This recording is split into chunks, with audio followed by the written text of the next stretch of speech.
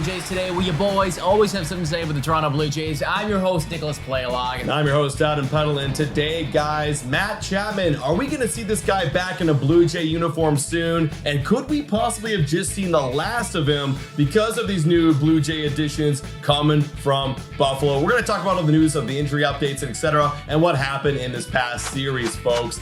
Let's get into it. All right, so Blue Jays, Oakland Athletics, we do not get the sweep. We are literally recording this right after we lose 5-2 against the Oakland Athletics. The Blue Jays now, we haven't seen the Texas Rangers game, so maybe they lost, and maybe we're back in a wild card spot. But right now, we're hovering around that wild card spot. Right now, we're tied with the Texas Rangers, which is a lot better than where we were a couple weeks ago. 100%. So we did the work, but a sweep would have been a lot nicer. Yeah, and you definitely wanted to see a sweep against one of these like very bottom of the barrel squads. Now we do still have the chance to do that against Kansas City coming up, guys. That series starts on Friday. I will actually be live for that first game here on Blue Jays Today, so stay tuned for that. So hopefully the Blue Jays can go on a bit of a run right there, but they are winning these series, and that is positive. And frankly, the only reason why they are even in this conversation to begin with, tied with the Texas Rangers right now for that final wildcard spot, is due to the incredible performances from who you mentioned, the young players. We're talking Schneider, we're talking Clement, we're talking Horwitz, baby.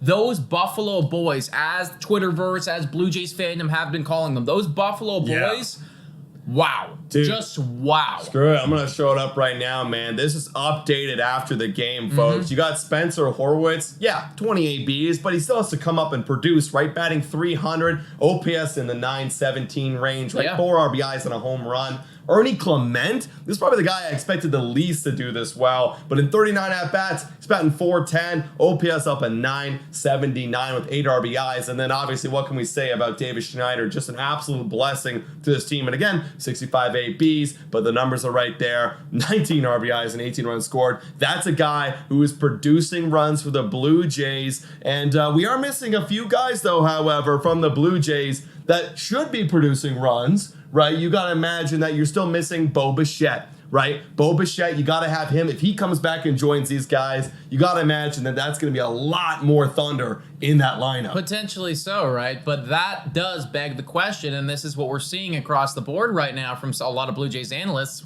Okay, Bo Bichette comes back, Matt Chapman comes back. Right. What does that mean for these players? Because I think that a lot of Toronto Blue Jays fans, myself included, figured that Ernie Clement and Spencer Horwitz, yeah, they're doing good in AAA, but they're just going to play that taxi role. Right. When you're batting close to a 1 OPS, though, that question becomes a lot harder. And we saw it right here in Sports 590. The fans, shout out to Blake Murphy. They were talking about, they have an incredible conversation, guys. I highly encourage you guys to listen to what they have to say. And they are effectively saying what we're saying, which is these Buffalo boys have made those decisions about who is going up, who is going down that much harder. Now, good news, Bo Bichette assuredly going to be coming back to the Jays. He is ramping up, looking like Friday could be the day. So let's start with just Bo Bichette right now. Bo Bichette comes back this Friday. Who do you send? Who do you send down? Go. Obvious one is McCoy. I mean, guy is just a pinch runner, right? Like, he doesn't really start. He doesn't take any ABs. So obviously McCoy is a one to go. But then you got another question. You got Matt Chapman, right? That's the one, right? Because then you start to dive into that Ernie Clement. You're obviously not going to send out David Schneider, but then maybe even a Horwitz, right? You start to dive into those boys who are basically batting themselves into this lineup, right? Whoa, time for your daily Betway breather. A quick reminder that the best place to bet is on Betway. Must be 19 years of age or older to play. In collaboration with iGaming Ontario, please bet responsibly. Now, back to the content. What is the update on the injury with him? Well, right now on the injury, you got Matt Chapman, fingers still waiting, swelling, inflammation. You saw on the show today, on the game today, you heard him talking about, Joe Siddle, how it's going to take a lot longer for this baseball activity to kind of ramp up. So you're honestly thinking like, probably looking like at least 2 to 3 weeks because he hasn't thrown, he hasn't swung a bat, which is a good positive news in this situation because I personally don't want to have Matt Chapman in the lineup like I've been saying because you got him in the last 28 days. He's only batting for a 170 clip, an OPS of 427, and ever since that month of May, like, it's been just downhill from here. I mean, yeah, Matt Chapman, great defender. You love him in the lineup. But right now we know who these Toronto Blue Jays are, and we don't need great defenders as much as we used to anymore. We got lots of great defenders, right? You need guys who can come up and hit RBIs, and these Buffalo boys are doing it. I haven't noticed a big problem with the defense as far as Ernie Clement goes, and Spencer Horwitz goes, and David Schneider goes, right? Like, I haven't noticed that issue with them, and if I did see that, when Matt Chapman was out, when Bo Bichette was out, because that was a concern for me, right? You're losing your entire starting infield, and I was worried about them all kind of coming and doing this starting role and how that was going to play out. So far, it hasn't been much of a problem. Like we've been saying, guys, yes, we're not sweeping these bottom-tier teams, but we are winning these series, and that is because of these boys in general. So Matt Chapman, even though he is not 100% ready to go, as Adam's saying, that's not a big problem for me because, again, they are playing themselves into a role. Now, when he is ready, though, when he is good to go, who are you going to send? At that point, it's whoever's cold, right? I mean, you have Horwitz. He's kind of like your third first baseman, right? Like Horwitz could be the option to go down. Because I've been seeing some reports of that he is playing himself potentially into a starting role next season. Right, next season, right? Because you're not going to have Brandon Belt. Right. He's not going to be coming back with the team. He might even potentially retire next season, right? You're prepping Horwitz to kind of go into that role, but setting him back down before the end of the season is not going to really hurt his chances. Okay. He's still going to be with us.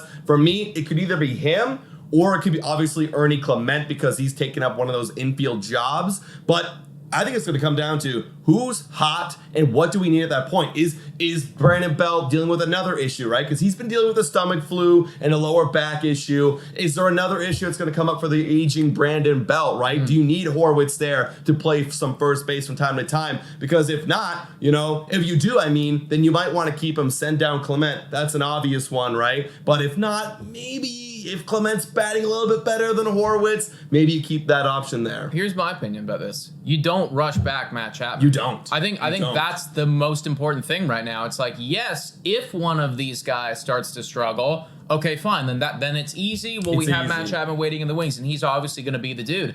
But if they're still hitting OPSs above 900 and coming up clutch regularly and not making defensive errors, I see no reason, if you're the Toronto Blue Jays, to bring back Matt Chapman, when you don't need to, because of what we're saying and the fact that since May, he hasn't been an incredible baseball player, to be completely honest, folks. I mean, like a 400 OPS in the last 28 days, that is not going to cut it on this playoff run. We have seen so many opportunities where Matt Chapman comes up with runners in scoring position, and they do not come home. Well, fun side fact, Matt Chapman, before his injury, actually led the team in runners in scoring position at bats, and he's one of the worst players with the average and the OPS with runners in scoring position, right? And that's why we've been noticing, maybe it's the combination of the bad teams, maybe it's a combination of the Buffalo guys, right?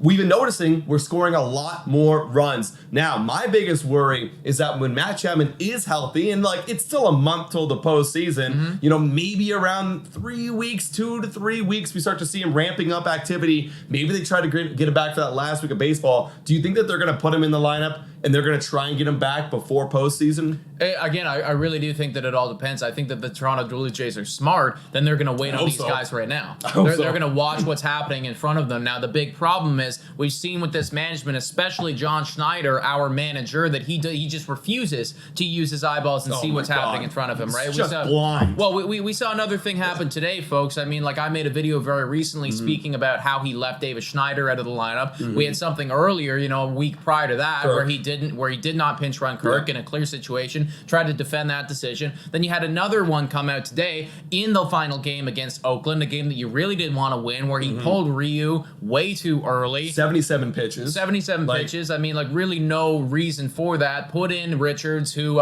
Caleb Joseph and the Sportsnet boys, they were saying he is looking very fatigued and has not been his best. Yeah, look at that. Which is right here. ERA since August, 643, and then in September he's got a 771. Now, I don't want to make this whole podcast the hate on John Schneider show, but I will, to that point, Does he use his eyeballs? No, he doesn't. I really hope that in this instance, when we're talking about Matt Chapman bringing him up and potentially sending down one of those Buffalo boys, you really look at what's happening on the field. If Ernie Clement or Spencer Horwitz or Davis Snyder, they just start striking out and swinging at garbage and they're making defensive errors, great. Right. They can go. Right. No problem. And guess what? You're going to replace him with a guy who exactly does that. Who will do exactly that, but you're paying him big bucks to be a major leaguer, right? But if they're not doing that and you're watching the win tallies come and you're seeing the energy on the squad, then I think you just gotta hold. It's one of those situations, it's a good spot to be in where, well, we have a potential all-star caliber third baseman just chilling in the minors or chilling, on the injured reserve right now. We're just gonna wait. We're just gonna hold this piece until one of you cool off and give us a reason to send you down. Look, you've already pretty much paid Matt Chapman all the dollars you could possibly pay him at this point. He's gonna be leaving the team next year. That's another topic we want to talk about. Well, he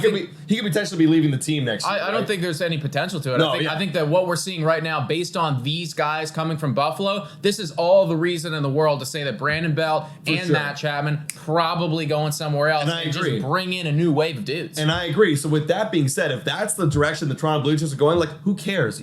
I'm sorry. Matt, you've played for the majority of the last 2 years with the Blue Jays in a starting role, but now it's time to play the guys who are doing it. And my dude, you are not doing it. Not right now. I'm sorry. I know you're looking for a nice contract in the offseason. That's not our responsibility, bro. You had all year to prove to the Toronto Blue Jays that you are a commodity with the bat as much as you're a commodity with the glove. And you just did not do that in a year where we needed offense in the middle of that lineup. So I'm sorry, bro. We got to play the guys who are doing it, and it's the Buffalo boys, and we got to do it. And I hope to God, because I'm getting frustrated with John Schneider, that he sees that, has a conversation with Ross Atkins and the training staff saying, hey, guys, look, let's play a little bit of politics here. We got to play the boys who are good, but I know he's not going to do that. Well, I just got a feeling, bro. It is probably the case, and I do agree with you that maybe Horwitz would be the dude that gets sent down. It's definitely going to be either Horwitz or Ernie Clement. David Schneider's not going anywhere based on what he's done up to this point. But I really do hope that, like you're saying, they wait on it, they see what happens, and I agree with you. Matt Chapman, probably this is going to be it for him with the Toronto Blue Jays. We do always need to wait and see, though. This is all depending on how this injury develops. He still hasn't even lifted a baseball bat. No. Since he's been gone, he still hasn't swung, lifted a baseball bat, done anything like that. So this could be a conversation that's completely mute. Doesn't even matter in a few weeks if he is still injured at that point. Right now, I'm going to be completely honest. I love the guy. I'm just not missing him. Yeah, at the end of the day, look, I'm not asking you to start Ernie Clement in a postseason game. When you have everyone back and healthy, your infield looks like this. You got Vladdy, you got David Schneider, right? You got either Biggio or Espinal in the mix, and then you've got Bo Bichette. If that's without a Matt Chapman, am I upset about that? Not really at the way that they're playing. Yeah, I completely agree. And also, too, folks, take this with a grain of salt. We have been the best team in baseball with runners in scoring position recently. No Matt Chapman. Exactly. Exactly. Just saying. Just throwing it out there, man. Not all your fault, but, just putting it out there. He's a big factor, guys. Guys, let us know in the comments down below. What do you think about Matt Chapman? Are you eager to get him back? Are you good like we are and just letting him ride the IL for a little bit longer? Also, guys, please make sure to like, subscribe, comment your thoughts down below, and $3 a month become a Patreon member. Shout out and thank you to every single one of our current Patreon members. You guys are freaking awesome. And our YouTube members, too. We appreciate all of y'all. Guys, thank you so much for watching. And go Jays, go!